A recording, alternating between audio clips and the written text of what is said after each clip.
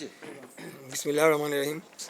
আমি ইশরাক হোসেন, ঢাকা ৬ আসন থেকে বাংলাদেশ জাতীয়তাবাদী দল মনোনীত প্রার্থী।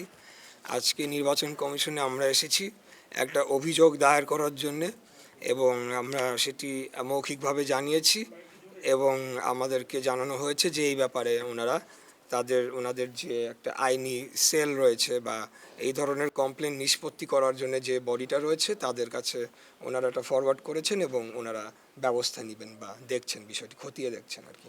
কি ধরনের অভিযোগ এটা? গত ৪ তারিখ রাতের বেলা কসমোপলিটন স্কুল নামে একটি প্রতিষ্ঠান, শিক্ষা প্রতিষ্ঠান, যেটা কাঠের পুলের অবস্থিত, এবং সেটি একটি কেন্দ্র আমাদের ৬ আসনের। তো সেখান থেকে আমি প্রিভিয়াস বিষয় যাব না, বাট রাত ১টার দিকে ফাইনালি যখন আমাদের বিভিন্ন কমপ্লেন্টের ভিত্তিতে পুলিশ সেখানে অভিযান চালিয়ে তারা ১৫২ পিস মোটা লাঠি, যেটাকে স্টাম্প বলতে পারি আমরা, সেটি উদ্ধার করে, এবং সেই ভবনটির মালিকানায় রয়েছে আমাদের প্রতিদ্বন্দ্বী রাজনৈতিক দল জামায়াতে ইসলামী, এবং সেখানে জকসুর সম্ভবত একটা ক্লাব রয়েছে, যতটুকু আমি জানতে পেরেছি ক্লাব হিসেবে অভিহিত করা হয়। তো সেই ক্লাবের দরজা ভেঙে তারা এই মোটা স্টাম্প লাঠিগুলো তারা উদ্ধার করে। এখন এখানে বিষয় হচ্ছে যে আমরা বেশ কিছুদিন যাবৎ এই ধরনের একটা কমপ্লেন্ট পেয়ে আসছিলাম। তো আমরা সেটা বিভিন্ন মাধ্যমে থানাকে অবহিত করার পরও তারা কোনো যথাযথ পদক্ষেপ নেননি। পরবর্তীতে আমি নিজেই ৪ তারিখ সন্ধ্যাবেলা সূত্রাপুর থানার ওসি সাহেবের সাথে কথা বলি, এবং উনি তখন আমাকে জানান, ঠিক আছে, আমরা এটা ব্যবস্থা নিচ্ছি, আপনার তথ্যের সূত্রকে। তো আমি তখন বললাম যে আমার তথ্যের যিনি সূত্র, তিনি আমার পাশেই আছেন, আব্দুল আজিজ, তিনি সূত্রাপুর থানা বিএনপির আহ্বায়ক।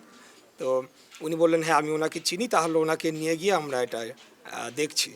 কিন্তু যেটি হয়েছে যে উনি কাউকে না জানিয়ে উনি ভবনে যান, যে মালিকপক্ষকে সতর্ক করে দেন, এবং সতর্ক করে দেওয়ার ৪ ঘন্টা অতিবাহিত হওয়ার পর আমরা জানতে পারি যে এরকম পরিস্থিতি। সেখানে 2টি পিক আপ ট্রাক আসে, পিক আপ ট্রাকে এসে বড় বড় বস্তায় করে বিপুল সংখ্যক লাঠিসোঁটা সেখান থেকে নিয়ে যাওয়া হয়, এবং আগ্নেয়াস্ত্র রয়েছে বলে আমাদের কাছে আগের থেকেই অভিযোগ ছিল।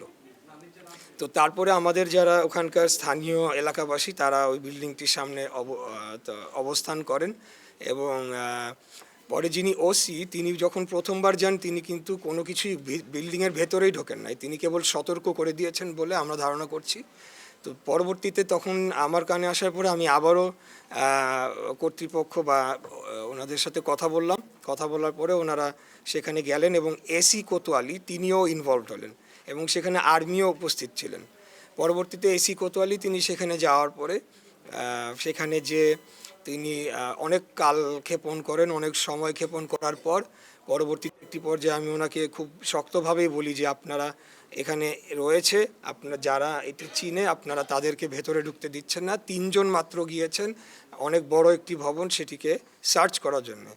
পরবর্তীতে তিনি আরেকজনকে নিয়ে যাওয়ার পরে 152 পিস পাওয়া যায়, সেটি বস্তায় মোড়ানো ছিল, সেটা পিক আপে করে তারা নিয়ে যান, এবং ওই লাঠিগুলো ছিল জকসুর ক্লাব বলে অভিহিত করেছেন।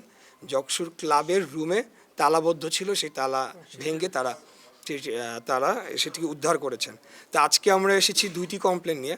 একটি হলো যে একটা কেন্দ্র, কসমোপলিটন স্কুল একটা কেন্দ্রে যদি এই অবস্থা হয়, তাহলে তো সেই কেন্দ্র কিভাবে নির্বাচন আমরা করব সেটি একটি বড় প্রশ্ন রয়েছে। তো কেন্দ্র পরিবর্তন সম্পর্কে আমরা আবেদন জানিয়েছি, তবে সেটি কমিশনের যে আইন অনুযায়ী এবং সময় সব কিছু বিবেচনায় নিয়ে ওনারা কার্যকরী পদক্ষেপ নেবেন বলে আমাদেরকে আশ্বাস জানিয়েছেন।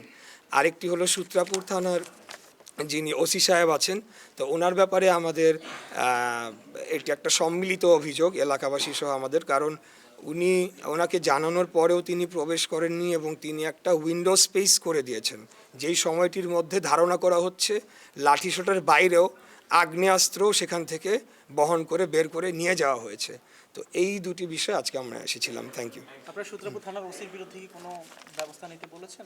হ্যাঁ, আমরা যে আমাদের অভিযোগের ফটোকপি আপনাকে দিয়ে দেওয়া হবে, আমরা ওনাকে যাতে পরিবর্তন করা হয় সেই মর্মে আমরা একটা আবেদন করেছি, তবে সেটা হবে নাকি আমরা জানি না, কমিশন তো ওনাদের আইন অনুযায়ী ওনাদের গতিতে এবং সামনে 3-4 দিন পরে নির্বাচন, এটাকে বিবেচনা করে ওনারা যতটুকু পদক্ষেপ নেবেন। আর হচ্ছে বাকি আপনার আসলে অন্য আইন শৃঙ্খলা পরিস্থিতি কেমন দেখছেন এই মুহূর্তে? এতদিন পর্যন্ত তো অত্যন্ত ভালো। আচ্ছা, এতদিন পর্যন্ত তো অত্যন্ত ভালো ছিল আমাদের ঢাকা 6 আইন শৃঙ্খলা পরিস্থিতি খুবই ভালো ছিল। আমাদের যিনি প্রতিদ্বন্দ্বী প্রার্থীগণ তাদের সাথে আমার একটা যোগাযোগ ছিল, সবই ঠিক ছিল। কিন্তু হঠাৎ এই ঘটনা ঘটাতে মানে এটা আসলে কোনোভাবেই মানে কাম্য ছিল না। তবে বেশ আরও 3-4 দিন আগেই এই বিষয়টি আমার কানে আসে, কিন্তু তখন আমি ভেবেছি হয়তো বা এটা একটা অ্যালিগেশন দেওয়ার জন্য অনেক সময় হয় না, সেটা হবে। তো এটা নিয়ে আমি আর বেশি মানে সেটা নিয়ে আর বেশি ইনভেস্টিগেশনে যাওয়ার চেষ্টা করিনি। কিন্তু যখন অনেকগুলো সূত্র থেকে আসে তখনই আমি বাধ্য হয়ে আমি থানাতে অবহিত করেছি আর কি। ইশাক ভাই, আপনার নির্বাচনের শেষ মুহূর্তে প্রচার ঘোষণা করছেন, আপনার আর 5 দিন পর নির্বাচন, ওভারঅল নির্বাচনের পরিবেশ কেমন দেখছেন? আমি তো মনে করি বাংলাদেশে আপনি যদি ইতিপূর্বের ইতিহাস পর্যালোচনা করে সব নির্বাচনকে আপনি পর্যালোচনা করেন তাহলে তো অত্যন্ত শান্তিপূর্ণ রয়েছে। তারপরেও আমি সবসময় এই কথাটা বলি যে তফসিল ঘোষণা হওয়ার দিন বা পরদিন শরীফ ওসমান হাদিকে যেভাবে হত্যা করা হলো, এই ঘটনাটা আসলে হৃদয় বিদারক এবং এখন পর্যন্ত কিন্তু এটার কোনো সুরাহা আমরা দেখলাম না। এবং গতকালকে তার বিচারের দাবিতে যারা আন্দোলন করলো তাদের উপরে অত্যাধিক বল প্রয়োগ করা হয়েছে বলে আমার মনে হয়েছে। কারণ ইতিপূর্বে আমরা দেখেছি যে বিভিন্ন জায়গায় মব হয়েছে, দাঁড়িয়ে থেকেছে, কিছু করেনি। আবার যখন প্রয়োজন হয়েছে এই সরকারের তখন তারা বল প্রয়োগ করছে। যাই হোক, আমি সরকারের সমালোচনায় যাব না। নির্বাচন পরিস্থিতি ঢাকাতে অত্যন্ত শান্তিপূর্ণ রয়েছে, এই আর কি।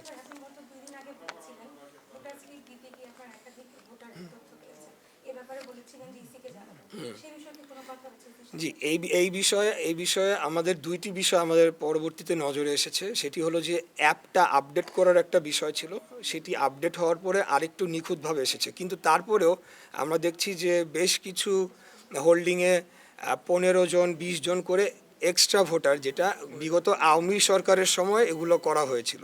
তো আমরা সেটার আরও বিস্তারিত টোটাল তথ্যটা কম্পাইল করার চেষ্টা করছি। এরা অবশ্যই ভুয়া ভোটার, বুঝতেই পারছেন, এবং সেটি আমরা আমাদের এটা তৈরি হলে আমরা ইসিতে জমা দিব। একটা ব্যাপার হচ্ছে আপনাদের এখানে বিভিন্ন আসনে ছোট বড় বিভিন্ন সমস্যা হচ্ছে যেহেতু প্রতিপক্ষ দলের সাথে, এই ক্ষেত্রে আপনাদের কেন্দ্রীয়ভাবে কি নির্দেশনা রয়েছে এই কোনো ধরনের বড় ধরনের সংঘাত সহিংসতা যেন না হয় সেক্ষেত্রে? এটা তো অ্যাবসলিউটলি নট। আমরা তো অবশ্যই কোনো ধরনের সংঘাত চাবো না, এবং আমরা অবশ্যই চাবো একটা শান্তিপূর্ণ উপায়ে ইলেকশনটা কন্ডাক্ট হোক। কারণ ইলেকশনের দিনেই তো সব শেষ হয়ে গেল না, ইলেকশনের পরও তো সরকার গঠন হবে। এবং এই ইলেকশনটা যদি প্রশ্নবিদ্ধ হয় তাহলে আমরা তো দেখেছি বিগত সময় প্রশ্নবিদ্ধ ইলেকশনের চূড়ান্ত ফলাফল কোথায় গিয়ে দাঁড়িয়েছে। তো অবশ্যই আমরা সেটা চাই না, কোনো সংঘাতের প্রশ্নই ওঠে না। বরঞ্চ বিভিন্ন সময় আমাদেরকে ব্যক্তিগত আক্রমণ করা হয়েছে, আমাদের সিনিয়র নেতৃবৃন্দকে আক্রমণ করা হয়েছে, আমাকেও ব্যক্তিগত আক্রমণ করা হয়েছে। শুধু আমাকেও না, আমার মৃত বাবাকেও এখানে টেনে নিয়ে আসা হয়েছে। তারপরেও কিন্তু আমরা সেগুলো ভ্রুক্ষেপ করি নাই, কারণ আমরা মনে করছি যে এটা টোটালটাই একটা নির্বাচনকে প্রশ্নবিদ্ধ করা, একটা ডিস্টেবিলাইজ করার দেশকে একটা ষড়যন্ত্র। তাই আমরা সেটিকে পাত্তা দিচ্ছি। আপনারা কি সন্তুষ্ট কিনা এখনকার যে অবস্থা? প্রশাসনের ভূমিকা কোথাও কোথাও আমরা বলবো যে তারা নিরপেক্ষ ভূমিকা নিয়েছেন। আবার যেমন পরশুদিনের যে ঘটনাটা, সূত্রাপুর থানার ঘটনাটি আপনাদের সামনে বললাম, সেখানে তো আবার কোনোভাবে নিরপেক্ষ তো বলাই যেতে পারে না, বরঞ্চ বলা যেতে হবে এক প্রকার সহযোগিতাই, একটা ক্রিমিনাল অ্যাক্টে সহযোগিতাই করা হয়েছে ঊর্ধ্বতন একজন থানা কর্মকর্তার কাছ থেকে। এটি আমি বলতে চাই। Thank you.